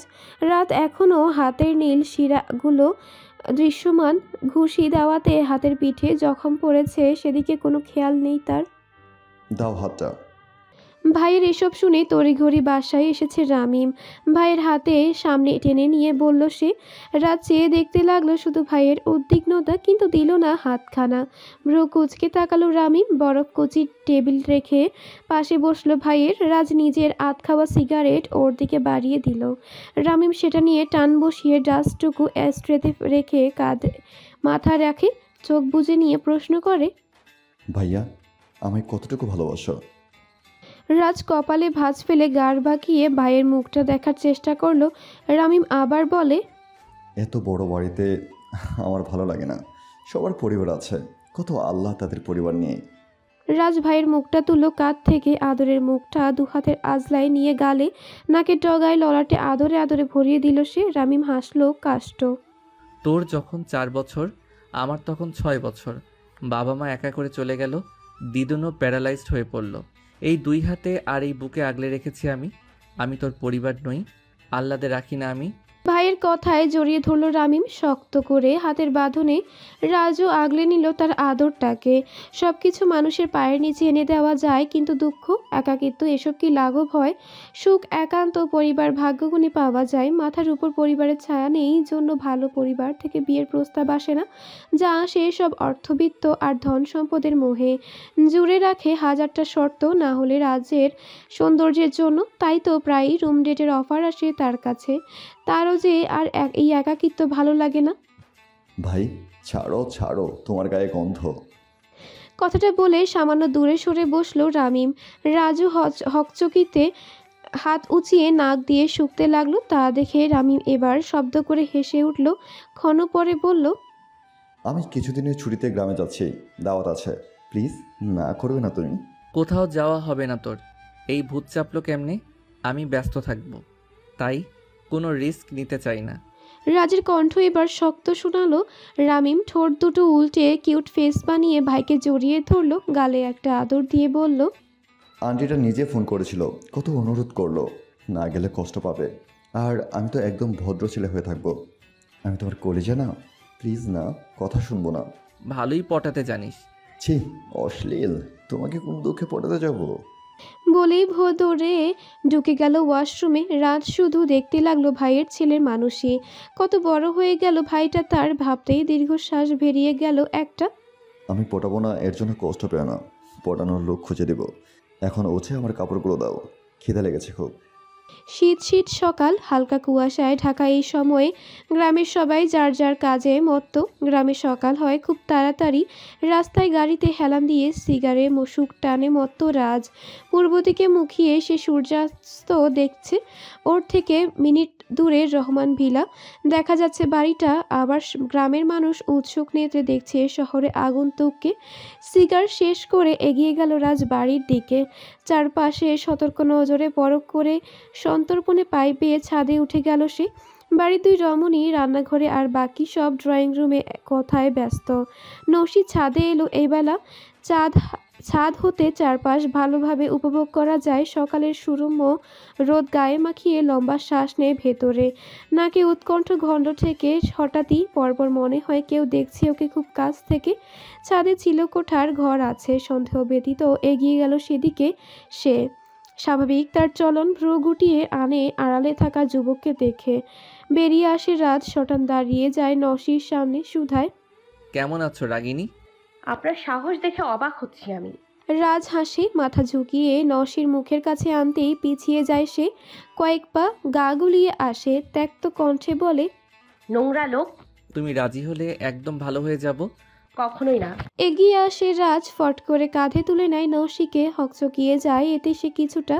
থিতু হয়ে আসে নারী মন, হাত পা ছোটাছুটি শুরু করে দেয়। রাজ ওকে নিয়ে ঢুকে পড়ে চিলেকোঠার ঘরটায়। নসি চিল্লাতে শুরু করলে নামিয়ে দেয়। রাজ তড়িৎ মুখ চেপে ধরে ওর। ক্ষান্ত হয় কিছুটা নসি, ফর্সা বিবর লাল হয়েছে, জোরালো হলো শ্বাসের টান। রাজ দেখছে সুদর্শনাকে নির্নিমেষ। তখনই কেউ ছাদে আসে, হাঁটার শব্দ শুনে রাজ লুকিয়ে পড়েছে। নসি দিনাজপুর হতে ফেরার খবর পেয়েই কাল রাতেই গ্রামে রওনা দিয়েছিল আর ভোরে পৌঁছেছে একমাত্র এই রমণীর জন্য। নজরে আসে হাতের ক্ষত, চোখ ছোট ছোট করে তার সম্মুখপানে নিয়ে আসে নসি। ফের রাজের মুখে চেয়ে বলে, সভ্যদের মতো থাকতে পারেন না। দীর্ঘ শ্বাস নিল রাজ। এই রমণী বড্ড নিষ্ঠুর। ছাড়িয়ে নিল হস্তখানা সে। নসি উঠতে নিলে বসিয়ে দেয় আবার। আব্রু কঠিন করে চিল্লাতে ধরলে টুপ করে ঠোঁটে চুমু দিয়ে থামিয়ে দেয় ওকে।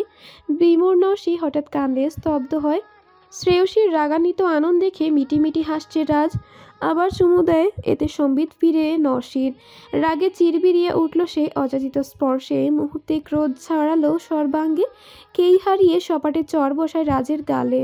রাজ তৈরি ছিল, জানতো এমন কিছু হবে, ছেড়ে দেওয়ার মেয়ে না। তবে থাপ্পড়গুলোর প্রেমে পড়ে সে। সুন্দরী রমণীর চরও এক প্রকার সৌন্দর্য। চুমুর বদলে এমন হাজারখানেক কোমল হস্তের প্রহার সয়ে নিতে ও কুণ্ঠা করবে না রাজ। আর থাকলো না নসি সেখানে। বিকেলে ছাদে মেয়েরা শীতল পাটি বিছিয়ে মিহির রোদ গায়ে মাখছে। মিনারা মেয়ের মাথায় তেল দিয়ে দিচ্ছেন, সাথে সাংসারিক আলাপ পারতে ব্যস্ত নার্গিসের সাথে। নিজের ড্রয়িংয়ে ধ্যান নিবদ্ধ নসির। ফ্যাশন ডিজাইনিং স্টুডেন্ট ছিল সে। আমেরিকাতে পড়তে গিয়েছিল, কিন্তু 2 মাস থেকেই চলে আসে দেশে। এবছর গ্যাপ গেলে তার সামনে ভর্তি হবে ব্র্যাকে। ঢাকা যাওয়ার তোড়জোড় চলছে সেজন্য। মিথিলাও ঢাকায় কলেজ করবে। চিলেকোঠার ঘর হাতে সব নজরে রেখেছে রাজ। বাড়ির দক্ষিণ পাশে দোতলায় বিশাল বড় গ্রন্থাগার করেছিল নসির মরহুম দাদি মেহেরুন্নেসা। বই পড়ার প্রতি আমূল ঝোঁক ছিল ওনার। স্বামী ফিল্ডে থাকতেন, তাই নিঃসঙ্গতা গোছাতে বইকে সঙ্গী করেছিলেন। আজ সেই গ্রন্থাগার নসির দখলে। বাড়ির সবার এত সময় হয় না বই পড়ার। বুড়ো রফিকিল আর তার গিন্নির সাথে মাঝে মাঝে বইয়ের পাতায় ডুব দেন সময় কাটাতে। বইয়ের পাতায় বিভোর নসির ধ্যান ভাঙে কারো আদরের স্বরে। রাজ রাগিনী বলে ডাকে তার মন খারাপের নারীকে। নসি তাকায় সেদিকে। পায়ে বেয়ে ছাদ হতে এই কক্ষে আসলো রাজ। বেশ ধকল গেল, তবুও প্রফুল্ল চিত্তে এগিয়ে এসে হেসে কিছু বোঝার আগেই চুমু খেলো নসির তুলতুলের নরম গালে। আবদার ছুড়ল, আমার মাথায় তেল মালিশ করে দাও। পারবো না। হাত ধরা গালটা মুছতে মুছতে শক্ত গলায় জবাব দিল নসি আঙুল তুলে শাসায়, আমি ভাইয়াকে বলে দিব আপনি আমায় ব্ল্যাকমেল করে বিরক্ত করছেন। নিজের তর্জনী আঙুল দিয়ে নসির আঙুল জড়িয়ে নেয় রাজ। তা মুখে এনে চুমু দিল সেথায়। নমনীত করলো মস্তক কানের কাছে ফিসফিসিয়ে বলল, ভয় পাই না। আমি থানায় গিয়ে মামলা করলে তোমার ভাই জেলের ভাত খাবে। নম্র হয়ে আসে নসি, শান্ত করে ভেতরের লালিত রাগকে কাজে লাগে পরে আবদার পূরণে। সুখ ক্ষণস্থায়ী, আবার তেমন দুঃখগুলো জীবনে ভাঙা ঘোড়া নিয়েই সামনে এগোতে হয়। কেউ একা পথে চলে না, চলার পথে সঙ্গ দিতে আসে অনেকেই। নিয়ম ভেঙে কেউ থেকে যায় আমৃত্যু, কেউ মাঝ রাস্তায় হাত ছেড়ে দূরত্ব বাড়ায়। তবে সুখ আসে এক সময়, প্রত্যেকে সুখী হয়। সময় স্রোত মুখোমুখি দাঁড় করায় নির্দিষ্ট মানুষগুলোকে। যারা সুখের নীড় বাঁধার কারণ হয়, দুঃখগুলোর ভাগ নেয়, গড়ে চড়ুই নিয়ে শান্তিমহল, তেমনই রাজ্যের সুখ এই নারী। তাকে পাওয়ার জন্য ছলনা লুকোচুরি সবই করেছে সে। তেলের বাটি নিয়ে সোফায় বসে নসি, ওর দুই পায়ের মাঝে মাটিতে বসে রাজ। হাত দুটো প্রেমিকার উরুর উপর দিয়ে ছড়িয়ে দেয় দুদিকে, পা সামনের দিকে সোজা করে একটার উপর আরেকটা তুলে দেয়। চোখ বুজে আয়েশ উপর একটা তুলে দেয়, চোখ বুঝে আয়েশ করে অনুভব করতে থাকে শ্রেয়সীর হাতের মালিশ। চোখ বুজে আয়েশ করে অনুভব করতে থাকে শ্রেয়সীর হাতের মালিশ। নসি মুখ শক্ত করে বিরক্তিকর মনে মেসেজ করতে থাকে, উপায় নেই যেই। এছাড়া সময় সুযোগ তার অনুকূলে থাকলে সবকিছু শোধ তুলবে কড়ায় গন্ডায়। রহমান ভিলায় ভরসাজে বৈঠকখানায় খোশ গল্পের মজলিস বসেছে, বাড়ির সবাই উপস্থিত সেখানে। আর বাড়ির মেয়ে মিনারা রহমান রাতে দিনাজপুর থেকে এসেছে, সাথে এই বাড়ির মেজো মেয়ে আয়তুন নসি রহমান। আজ বাড়ি পরিপূর্ণ। এই তো আমার গিন্নি চা নিয়ে এসেছেন। গিন্নির হাতের চা ছাড়া আড্ডা জমে না। বাড়ির মুরব্বী রফিকুল বলে ওঠেন কথাটি নিজের দাঁত থেকে আসতে দেখে। নসি ট্রেটি টেবিলে রেখে চায়ের কাপ হাতে নিয়ে দাদুর পাশে বসলো। একে একে সবাই চা কাপ হাতে তুলে নিল। বেশ জমে উঠেছে পারিবারিক মজলিস। চা শেষ করে আড্ডার মাঝে রফিকুল সবার মুখ পরখ করে কথা পারল। উত্তরপাড়ার চেয়ারম্যানের মেয়ে আছে না, কি যেন নাম? মিহি। চট করে উত্তর দিল মিথিল। হ্যাঁ সেই মেয়ে। ওই মেয়ের প্রস্তাব এসেছে দাদুভাইয়ের জন্য। কি বলো তোমরা? বাড়িতে আসতে চাই তারা। আব্বা, শেষে এইসব পাতি নেতাদের কুটুম বানাতে হবে? হ্যাঁ, মানুষ ভালো তারা, এলাকার গণ্যমান্য ব্যক্তি, আর সবার মতামত জানতেই বললাম। মিনারার কথার পিছে রফিকুল সাহেবের বোঝানোর সুর, নাকচ সুরে বোনের সুর আওড়ায় মুকুল। তাও আব্বা, বোনের কথা ফেলে দেওয়ার না। মানুষ উপরে সম্মান করলেও ভেতরে ঠিকই নাক ছিটকায়। দাদু। নসির ডাকে তাকালো সবাই তার দিকে। উত্তর দিলেন বৃদ্ধ। জি গিন্নি। আসলে আমারও পছন্দ না উশৃঙ্খল এই মেয়েটা। কলেজে একবার ছেলের সাথে রটনা রটেছে, আর মেয়ে সংসারী হবে না। আমার কলিজা যখন বলেছে তাহলে এরপর আর কোনো কথাই হবে না।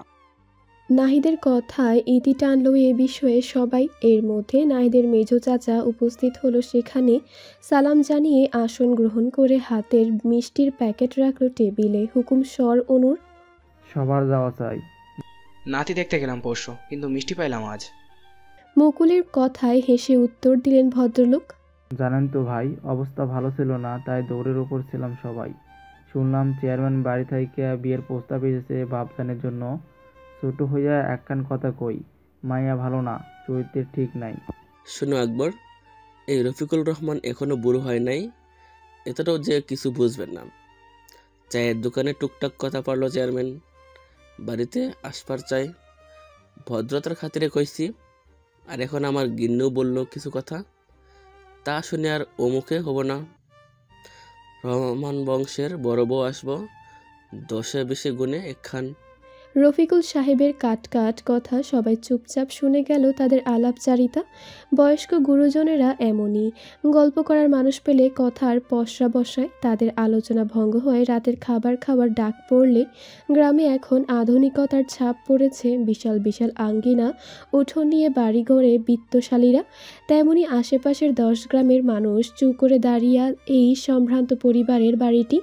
রফিকুল রহমান অবসরপ্রাপ্ত আর্মি মেজর। 3 ভাইদের মধ্যে ছোট তিনি। বড় ভাই পরলোক গমন করেছেন। তাদের ছেলেমেয়েরা সবাই উচ্চশিক্ষিত। একই গ্রামে বসতি তাদের। মুকুল রহমান ভাই বোনদের সাথে গলায় গলায় ভাব, রেশারেশি নেই বললেই চলে। 10 গ্রামে প্রতাপ প্রতিপত্তি নিয়ে নয় ভালো মানুষজনই সবাই শ্রদ্ধা করে। কলিজা আসবো? বোনের দরজায় নক করে অনুমতি চাইল নাহিদ। নসি স্টাডি টেবিলে বসে ড্রেস ডিজাইনের স্কেচ করছে ড্রয়িং বুকে।